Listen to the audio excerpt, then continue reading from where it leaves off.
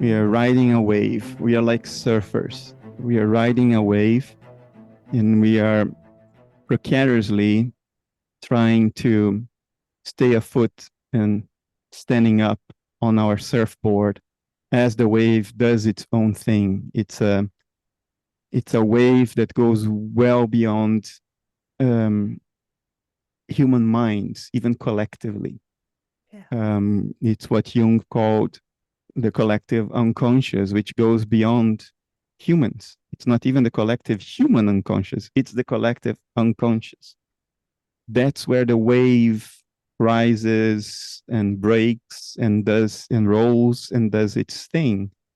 And we are trying to ride it while having absolutely no control which way it's going to go, where it's going to crash, how high it will rise. Uh, we do not know. And at the same time, we are part of that so-called unconscious, where the wave forms, where the wave rolls. So we have this dichotomous relationship. We are riding the wave, but truly we are also the wave. It's just that the egoic rider is just a dissociated segment of what's going on. So from this point on, every time I say we or us, I will mean our dissociated outers, our egos even, which is even a further dissociated segment of our outer. Egos are not in control. We are not in control. Even engineers who are building this stuff, it's psychologically naive to think that engineer is not being largely influenced by the collective unconscious in the process of doing what the engineer is doing. We are all largely driven by this impersonal, collective, psychic tides within us, which manifest in different ways in different people at different points in time. These are archetypal waves and tides that move within us. They are very impersonal, more than transpersonal, even impersonal. And we precariously try to ride atop of the movements, the enormous movements of the impersonal within us. Engineers too, because engineers are people like everybody else. So do we have control over where AI is going? The psychologically mature answer is no. No, we do not have control. Even though it's going to happen through our hands, we are not really in control. Nature will turn over every rock to investigate itself. And we just hope that it will not trigger a booby trap when it turns certain rocks over to have a look. We hope it will not blow in our faces, because then it's a reset and then you have to start over in order to eventually turn that rock as well, because every rock needs to be turned, right? That's an archetypal force in the collective unconscious. It manifests in different archetypes. One is the hero, conquest, adventure. And another one is the scientist, the discoverer, or the alchemist would be the correct archetype. The scientists are the modern alchemists.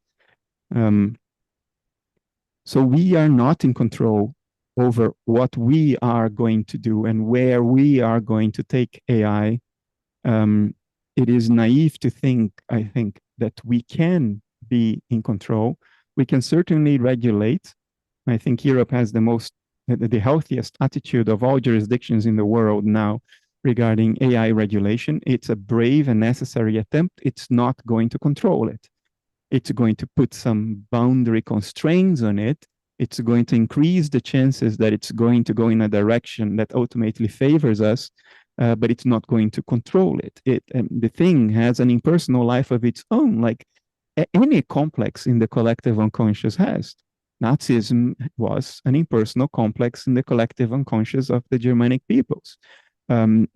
It's naive to think that it was an invention of Hitler or Franco or whatever dictator of the time. They rode that wave unconsciously, and therefore they couldn't even police what that wave was doing to them. They were wiped out by the wave. They were not even surfing it. They were just rolling around with the wave. Same now. So when I see on social media, people say, even on YouTube videos, all the hysteria of the culture, all the cacophony out there, people saying, this is going to kill us, we shouldn't do that. It's naive. It's going to do, because it wants to happen through us, and it will happen. There is absolutely no way we are not going to open that door now that we peeked inside and liked what we saw. It is going to happen. The best we can do is to try to allow it to happen in the most conscious way possible. So we don't erase ourselves in the process. And whether it will bring us to a wonderful, brave new world, or to a dystopia, or to annihilation, not of the planet. We can't annihilate the planet. We can annihilate our own civilization. So of these three options, utopia, dystopia, or annihilation, I have no idea. What I know is we'll roll the dice. It is inevitable. It is going to happen. So my own choice was, I want to be squarely in the middle of it, because perhaps arrogantly, I think I'm a little more conscious than what's going on around me.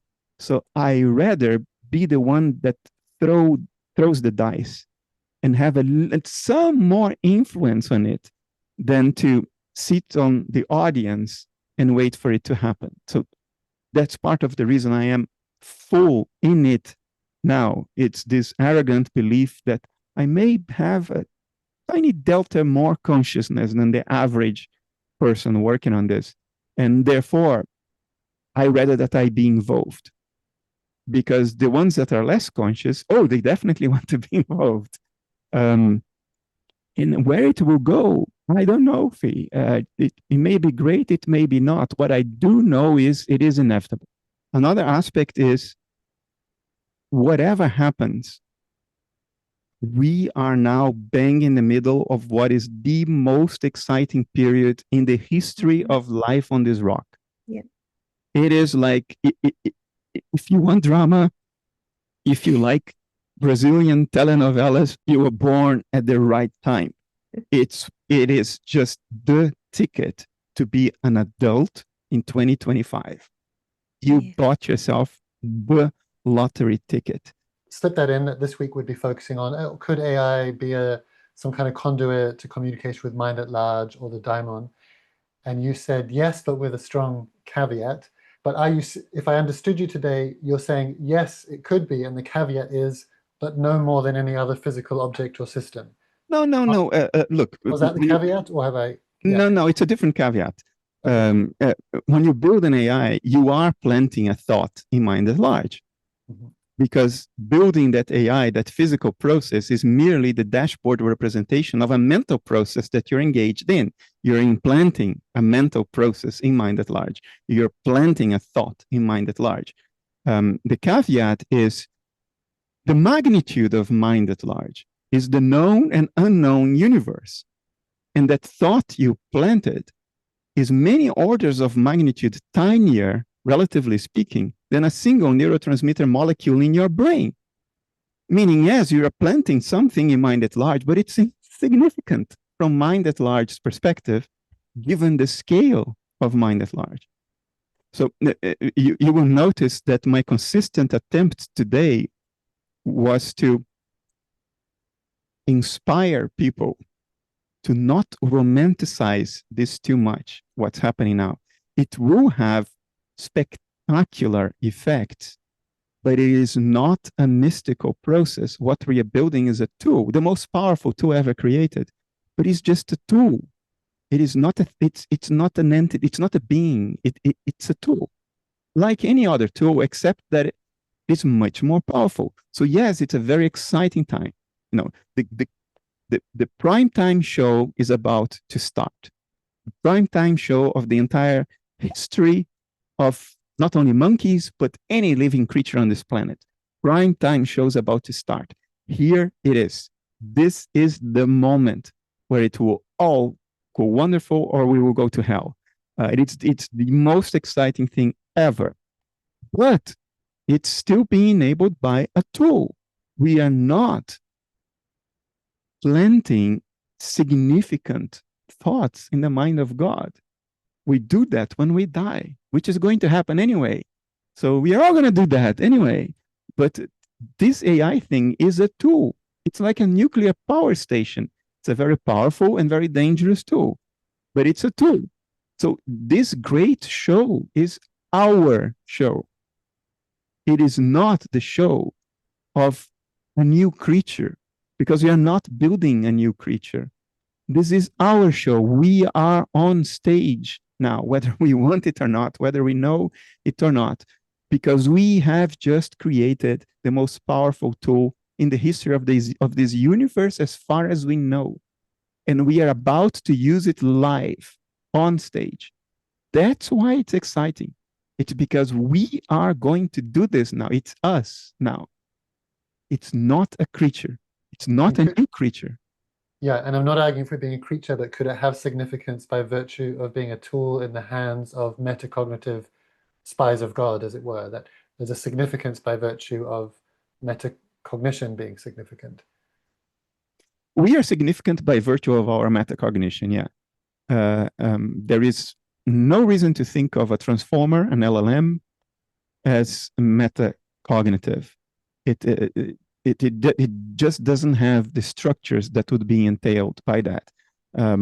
Symbolic AI has a much higher chance of emulating metacognition than a transformer, a numerical transformer. Could it be a tool to take our metacognitive insight to a level that monkeys hadn't? Oh, ours, through us, yes. Yes. Yeah, yes. So a transformer is not metacognitive, but what we will achieve by using a transformer as a tool has tremendous metacognitive significance. So yes, what's about to happen is very significant for universal consciousness, but not because of the AI and what the AI does in and of itself.